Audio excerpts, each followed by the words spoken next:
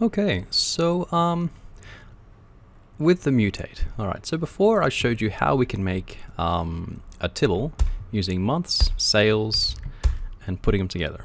Okay, I just want to show you one more function, and that is the crossing function. So if we've got this variable called year now, so that's the years 2016 to 2019, I might want to cross those, so year and month. So what do we get when we do this? We get every month associated with every year. So now, instead of having this vector predetermined, we might make a new column of total sales.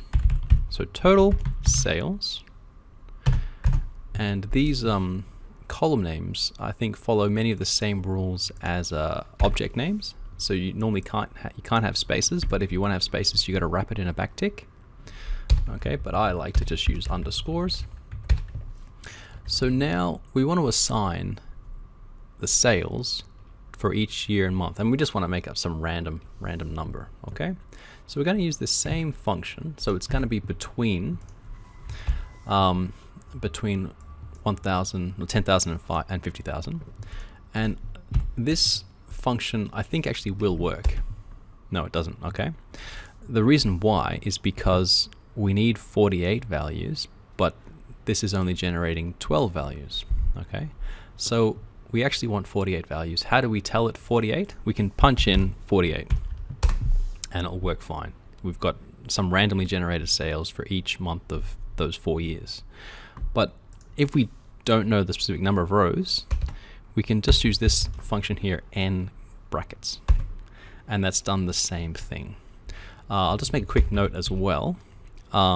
If you're ever doing any randomly generated data, if you want someone else to run it and generate the same random data as you use this setSeed function, and you just put in any number, and then boom. So here we go, 21503 41532. Let's do it again. setSeed 215. Yep, 41. They look the same, yeah? Yep. So that's how you generate the same. But if we do it without, they're different. Good to know. All right, so that's mutate. That's showing you that n value. Also, before you've seen that row number, which is just counting down the rows. That's very useful as well. What else? What else do we want to know about mutate? So let's undo that and let's generate.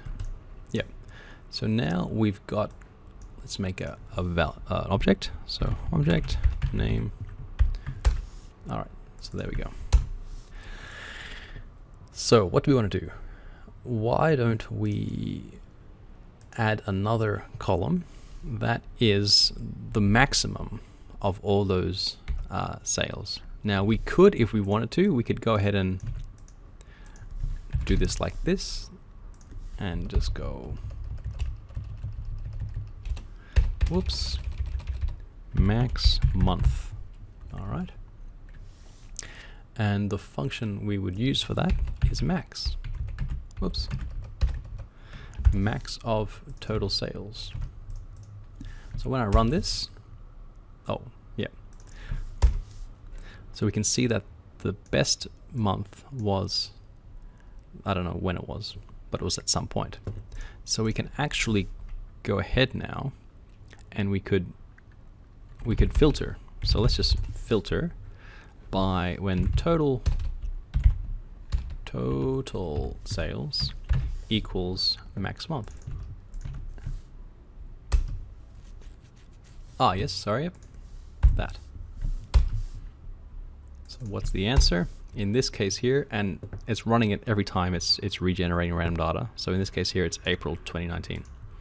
Okay, but we don't actually need to have a separate mutate line here. We can actually just have a comma.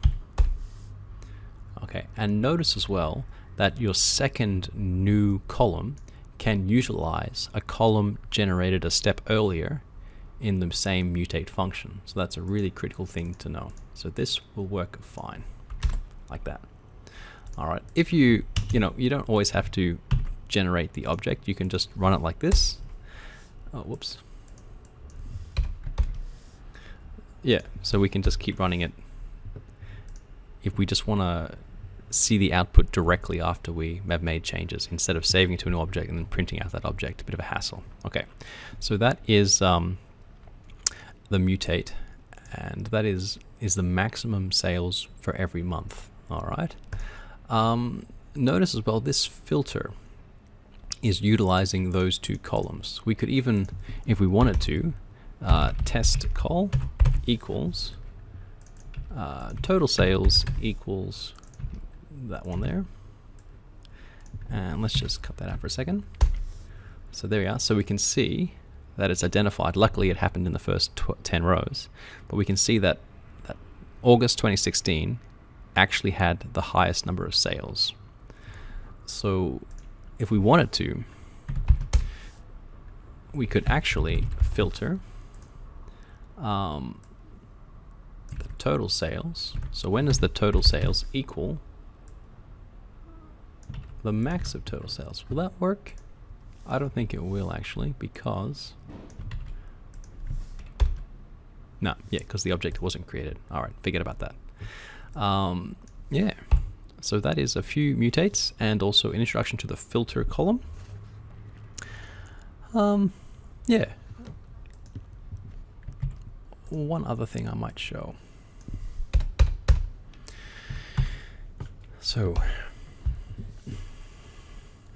if you ever get to this situation here, so there's some sort of error in the code we've run and it's waiting for something more, we can just click down there and then hit escape, and it will break us out of whatever it was halfway through trying to do. So this one here, if we run this, so it's waiting for its final bracket, and I can just complete the code there and it works.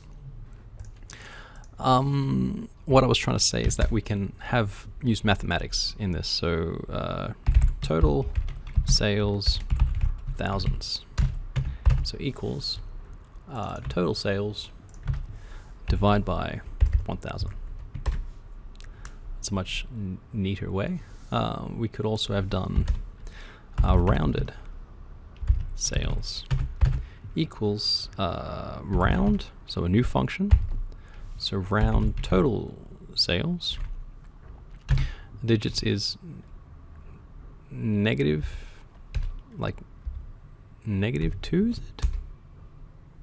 No, that's hundreds, -3.